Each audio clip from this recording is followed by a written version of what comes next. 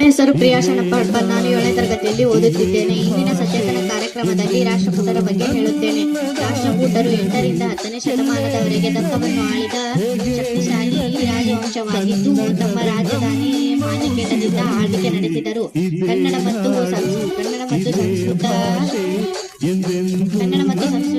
ವಾಸ್ತುಶಿಲ್ಪಕ್ಕೆ ಕಾರಣರಾದರು ಮತ್ತು ಕವಿರಾಜ ಮಾರ್ಗದಂತಹ ಕೃತಿಗಳನ್ನು ರಚಿಸಿದರು ಹಾಗೂ ಅಮೋಘ ವರ್ಷರಂತಹ ಮಹಾಕವಿ ಕವಿರಾಜರನ್ನು ಹೊಂದಿದ್ದರು. ತಮ್ಮ ಆಳ್ವಿಕೆಯಲ್ಲಿ ಕನ್ನಡ ಮತ್ತು ಸಂಸ್ಕೃತ ಭಾಷೆಯಲ್ಲಿ ಮಹತ್ವದ ಸಾಹಿತ್ಯ ರಚನೆಗಳಾದವು. ಕಾಲ 8ರಿಂದ 10ನೇ ಶತಮಾನದವರೆಗೆ ರಾಜಧಾನಿ ಮಾನ್ಯಕೇಟ, ಇನ್ನೊಂದು ಹೆಸರು ಮಳಕೇಡ. ರಾಷ್ಟ್ರಕೂಟರು ಕನ್ನಡಕ್ಕೆ ನೀಡಿದ ಕೊಡುಗೆಗಳು. ರಾಷ್ಟ್ರಕೂಟರ ಕಾಲವು ಸುವರ್ಣ ಯುಗವೆಂದು ಪರಿಗಣಿಸಲ್ಪಟ್ಟಿದೆ. ಅವರ ಆಸ್ಥಾನಗಳಲ್ಲಿ ಅನೇಕ ಪ್ರತಿಭಾವಂತ ಕವಿಗಳನ್ನು ಬೆಳೆಸಿದ್ದರು. ಪ್ರಮುಖ ಅರಸರು ದಂತಿದುರ್ಗ ಸ್ಥಾಪಕರು ಧ್ರುವ, ಗೋವಿಂದ ಮತ್ತು ಅಮೋಘ ವರ್ಷ. ಪ್ರಮುಖ ಕೃತಿಗಳು: ಕವಿರಾಜ ಮಾರ್ಗ, ಅಮೋಘ ವರ್ಷ, ಗಣಿತ ಸಾರ ಸಂಗ್ರಹ ಮತ್ತು ಕವಿ